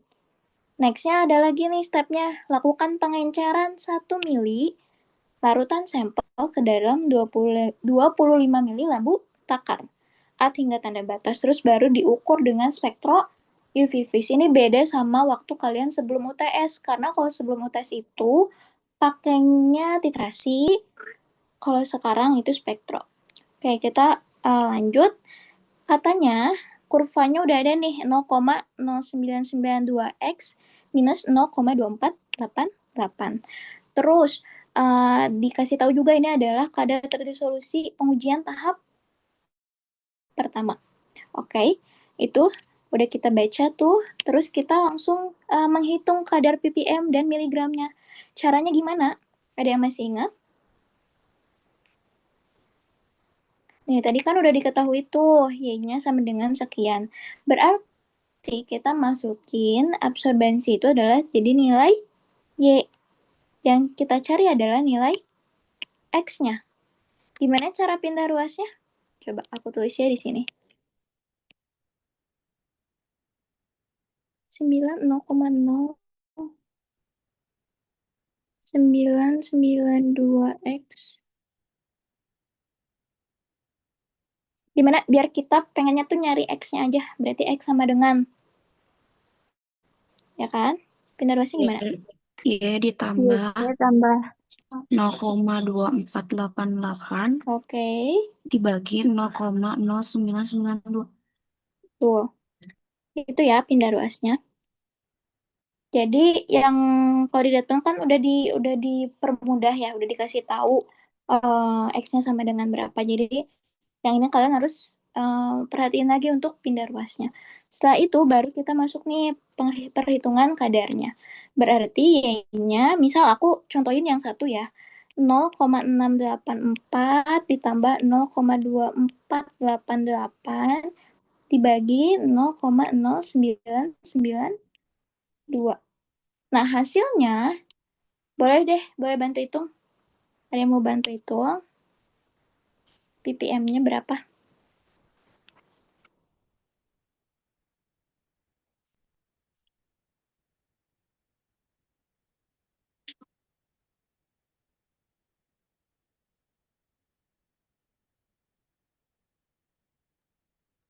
Sembilan 9,4032. Oke, 9,4032. Nah, ini itu kadar ppm tapi sebelum dikali faktor pengenceran. Nah, yang di sini adalah yang harus sudah dikali dengan faktor pengenceran. Nah, gimana teh cara ngitung faktor pengencerannya? Tips dari aku adalah di prosedurnya pasti udah kelihatan, lakukan pengenceran atau setelah disaring itu ambil 1 mili lalu masukkan ke labu 25 mili. Berarti itu adalah yang harus dihitung buat faktor pengenceran. Nah, berarti kalau kayak gini, ambil 1 mili larutan sampel ke dalam 25 25 mili lebu takar. Cara hitung FP-nya adalah berarti 25 mili dibagi 1 mili. Berarti hasilnya kan 25. Nah, faktor pengencerannya itu adalah 25. Sekali lagi, tips buat ngitung faktor pengenceran, coba cari di prosedurnya ada nggak tulisan lakukan pengenceran atau diambil berapa mili, masukkan ke labu berapa mili. Nah, itu adalah proses pengenceran kan, makanya itu yang dihitung buat faktor pengenceran. Kalau misalnya nanti di sini 0,5 mili nih, diambilnya 0,5 mili, terus dimasukinnya ke dalam labu 25 mili, berarti faktor pengencerannya berapa? Diambil, aku ulang. Oke, gitu ya. Berarti tinggal dibaca labunya, dimasukin ke labu berapa, terus dibagi berapa sampel yang diambil. Oke, kita udah nemu nih faktor pengencerannya 25. Nah, terus dikaliin, boleh dibantu lagi? Berapa hasilnya?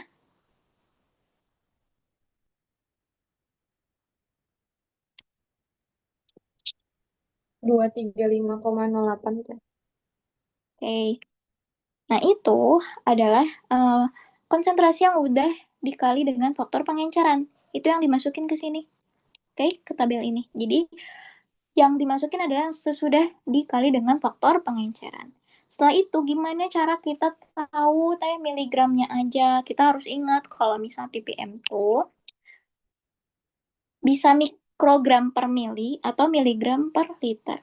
Biar gampang, kita ubahnya miligram per liter aja. Jadi, ppm itu miligram per liter di sini. Oke. Nah, supaya miligramnya doang, berarti kita harus dikali dengan media disolusinya 900 mili.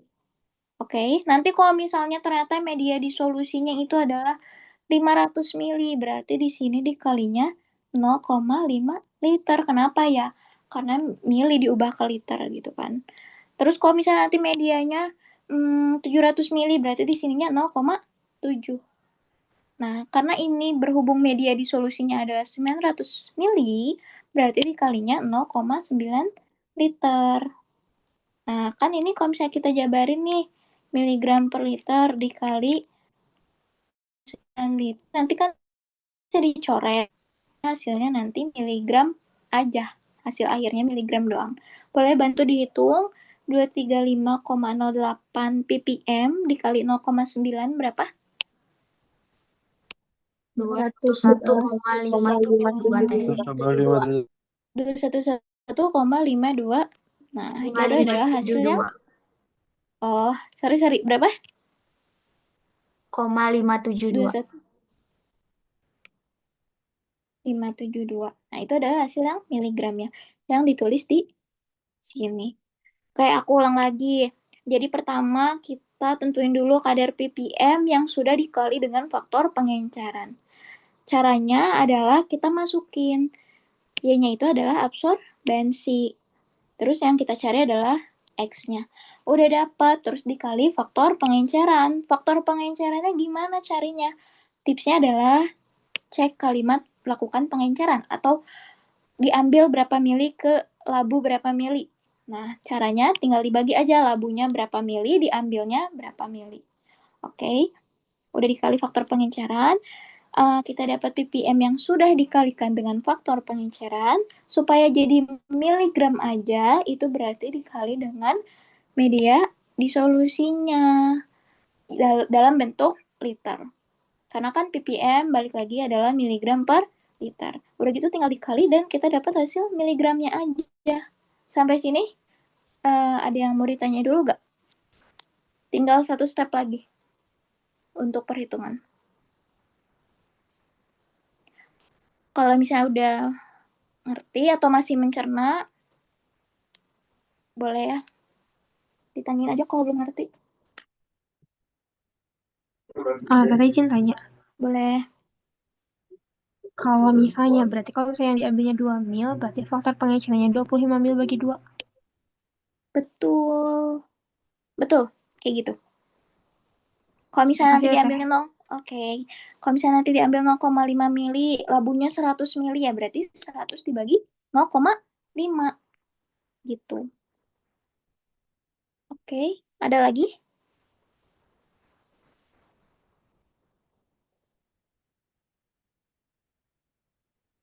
Nggak ada. Kalau nggak ada, kita lanjut ke menghitung persen kadar terisolusi. Tadi hasil akhirnya di step pertama itu udah miligram kan. Nah, miligramnya ini kita bandingin sama dosis. Gitu doang kalau kadar terisolusi. Jadi hasil miligram yang tadi kita udah dapetin, kita masukin ke rumus persen kadar terisolusi. Oke, tadi dosisnya 250 mg ada di soal ya, ada di sini. Terus miligram yang tadi kita dapat 211572. Berarti ditulis di sini. Intinya kalau kadar terisolusi itu adalah perbandingan miligram yang kita dapat per tabletnya itu dibagi dengan dosis yang atau kadar teoritis yang seharusnya. Oke. Untuk tablet pertama tadi dapat 211,572 mg dibagi 250. Dari mana? Dari dosis. Dikali 100. Boleh dibantu? Hasilnya berapa? 84,6288. 628. Oke, 629 ya, kita buletin. 629 itu adalah hasil persen kadar terisolusinya untuk contoh tablet yang ke-1. Kalian nanti hitung sampai tablet ke-6, boleh buat sambil belajar juga. Nanti ketahuan persen kadar terisolusi semuanya itu berapa. Oke, ada yang mau ditanyain dulu buat persen kadar terisolusi? Sebelum aku ke penafsiran sama kesimpulan.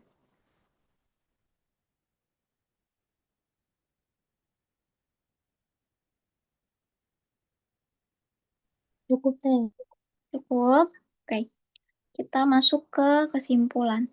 Tadi kadar terisolusinya udah ada semuanya. Misalkan 80%, 82 ini misalkan ya. 80% lagi, terus yang ini 59%. Terus ada yang 70%, ada yang 80 lagi misal. Nah, kesimpulannya gimana? Kalian lihat tabel keberterimaan 1 di sebelah kanan. Oke. Jumlah yang diuji 6 untuk tahap 1. Tadi aku highlight. Ini adalah pengujian pertama. Berarti kita lihat yang S1 dengan jumlah yang diuji 6. Kriteria keberterimaannya gimana? Tiap unit sediaan tidak kurang dari Q tambah 5%. Q-nya berapa? Tadi 60%. Berarti 60 ditambah 5%, 65%. Tiap unitnya itu gak boleh ada yang kurang dari 65%. Oh, teh ada yang kurang. 1 nih, tablet 4 misal. Berarti dia memenuhi atau enggak? Tidak, teh. Tidak, teh. Tidak, karena dia keterangannya adalah tiap unit. Gak usah dirata-ratain ya kalau ini, karena ya tiap unit gitu dimintanya. Jadi, kalau misalnya ada 1 unit yang kurang dari 65%, itu berarti dia tidak memenuhi. Berarti kesimpulannya tidak memenuhi karena ada 1 unit yang kadar terisolusinya kurang dari 65%. Nah, berarti gimana kalau tidak memenuhi? Apa yang harus dilakukan? Langsung masuk ke uji disolusi tahap kedua atau S2 dengan jumlah yang diuji sama 6 tablet. Tapi dengan nilai keberterimaan yang berbeda. Jadi, kalau misalnya udah tahap kedua nih, kita udah nggak lihat tahap ke-1, udah kita lihat yang tahap kedua. Rata-rata harus dirata-ratain dari 12, berarti nanti di sini ada 12, ada 6 kolom lagi ya kan? Dari 12 itu harus dirata-ratain, harus sama dengan atau lebih besar dari Q. Berarti harus sama dengan 60% atau lebih besar dari 60%. Ya kan nilai Q-nya. Dan tidak ada 1 unit pun, berarti dilihat lagi per unit. Nanti ada 12 tablet, misal per unitnya dilihat, oh ada nih 1 unit yang kurang dari atau lebih kecil dari Q, kurangi 15%. Berarti 60 dikurangi 15 kan? Nah, berarti segitu. Jadi Kalau misalnya ada yang kurang dari Q dikurangi 15% dari tiap unitnya, berarti nggak masuk kriteria keberterimaan, tetap masih harus lanjut ke tahap S3. Dengan jumlah yang diujinya lebih banyak lagi, 12. Ya kan? Terus nanti kriteria keberterimaannya juga berubah lagi. Karena ditambahin akumulasi dari sebelumnya 6 tambah 6 tambah 12 jadi 24 unit. Dan ini rata-rata. Nah, nilai keberterimaannya kalian boleh baca ya sendiri gitu. Ini oh ya, nggak boleh lebih besar, sama atau lebih besar, dari Q 60%. Terus nggak boleh lebih kecil dari Q kurangi 15, berarti tadi 60 kurangi 15%. Nggak boleh tuh 2 unit. Nggak boleh lebih dari 2 unit yang kurang dari Q 15, kurangi 15%. Terus nggak boleh ada 1 unit pun yang lebih kecil dari Q kurangi 25%. Tenang, tabel keberterimaan ini asalkan kalian bisa baca, insya Allah pasti bisa menyimpulkan. Gitu ya. Tadi karena yang S1-nya nggak memenuhi syarat nih, 59%, makanya harus lanjut tahap S2 dengan nilai keberterimaan yang berbeda lagi. Kayak gitu. Mungkin yang disolusi kayak gitu aja. Ada yang mau ditanyain dulu nggak? Soal penafsiran atau yang sebelum-sebelumnya boleh.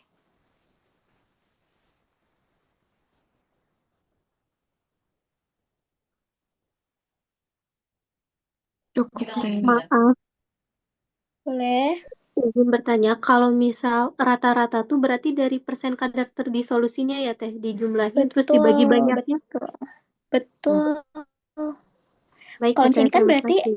ya oke. Kalau misalnya tahap 2 kan udah 12 tuh tabletnya. Berarti nanti persen kadar terdisolusinya tuh yang 12-12-nya ditambahin terus dibagi 12. Itu. Kalau misalnya tahap S2 gitu ya, kalau rata-rata. Kayak gitu. Ada lagi yang mau ditanyain, teman-teman?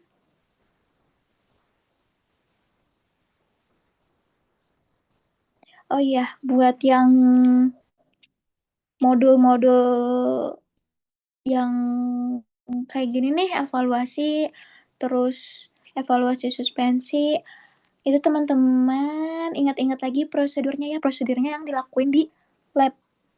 Oke? Bukan yang di modul, tapi prosedur yang dilakuin di lab. Gitu. Ada lagi nggak yang mau ditanyain dari modul 1 atau dari modul 6 sampai 10? Masih ada yang bingung kah? Aku pengen nambahin sedikit dong, Dil. Boleh di mana, Teh? Coba di persamaan regresi aja nggak apa yang ini. Oke. Nih, ini yang Y sama dengan 0,0992X min 0,2488.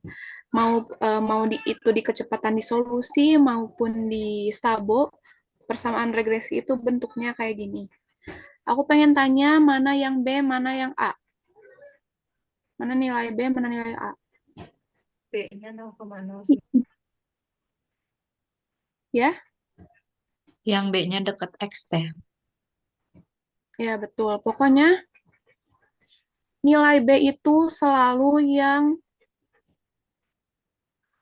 bersatu dengan X. Oke, jangan sampai kebalik, apalagi di Stabo itu kan ada memasukkan nilai B ya. Yang dimasukkan nilai B, bukan nilai R, bukan nilai A. Oke, nilai B berarti yang berpasangan sama X. Si X-nya nggak usah dibawa karena yang diminta itu nilai B-nya bukan BX. Nah, gitu. Ini kan kalian ada tabel memasukkan nilai R, berarti yang dimasukkan nilai R gitu. Nah, rata-rata tuh kalian tuh ngelihat persamaan regresi itu udah bingung duluan. Jadi kalian harus tahu persamaan regresi itu apa. Y sama dengan BX plus A atau plus minus ya. Ini nilai B sama nilai A itu tergantung dari nilai hasil regresinya. Kalau misalkan di sini kan udah kelihatan ada angkanya. Jadi ini minus B X plus A. Itu ya. Jadi yang dimasukin kalau misalkan di tabelnya ada nilai R, berarti masukin nilai R. Di sini ada nilai B, berarti yang dimasukin bukan R lagi, tapi nilai B yang udah terpilih ordernya. Gitu, itu sih aku mau menekankan di situ aja karena banyak yang mungkin bingung melihat persamaan regresi, masih bingung. Gitu. Oke, sok ada yang mau ditanyain nggak?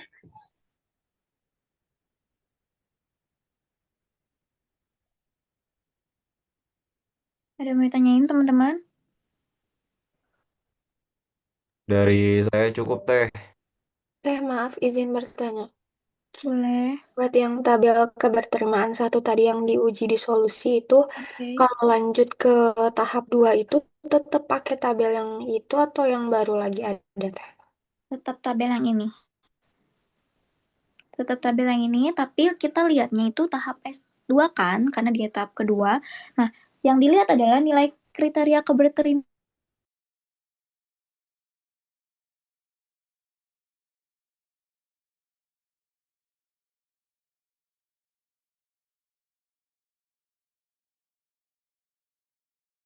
Halo, suara Adil ada? Nggak ada teh.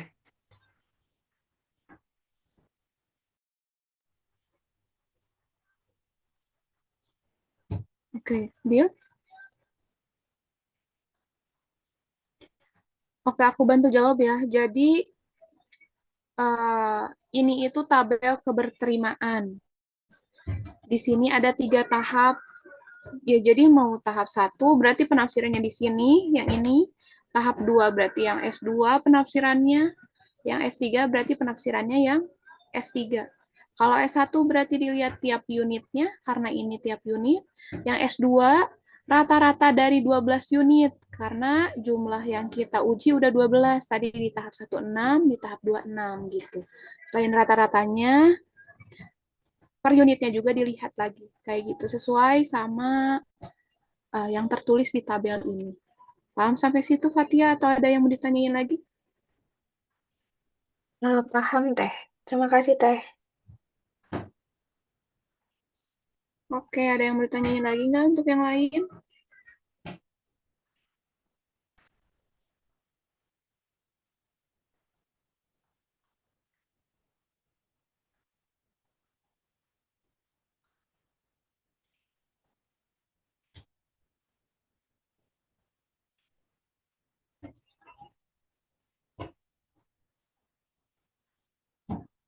Dari saya cukup, Teh.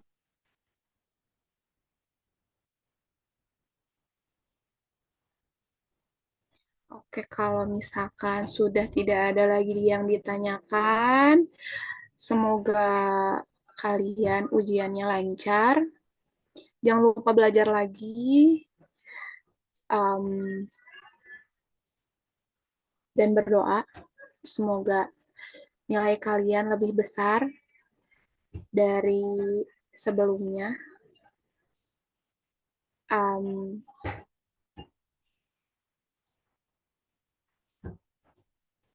Dia ada yang mau disampaikan nggak?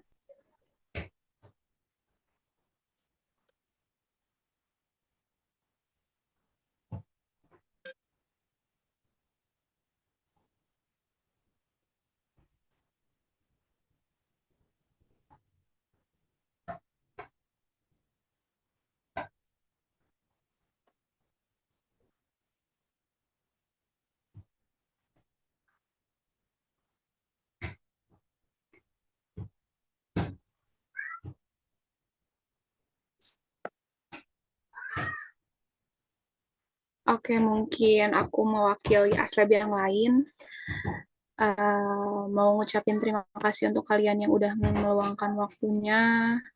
Semoga ilmu yang disampaikan oleh Teteh-teteh Aslab bermanfaat dan bisa membantu ujian kalian nanti di hari Selasa. Semoga lancar dan terima kasih. Silahkan kalau misalkan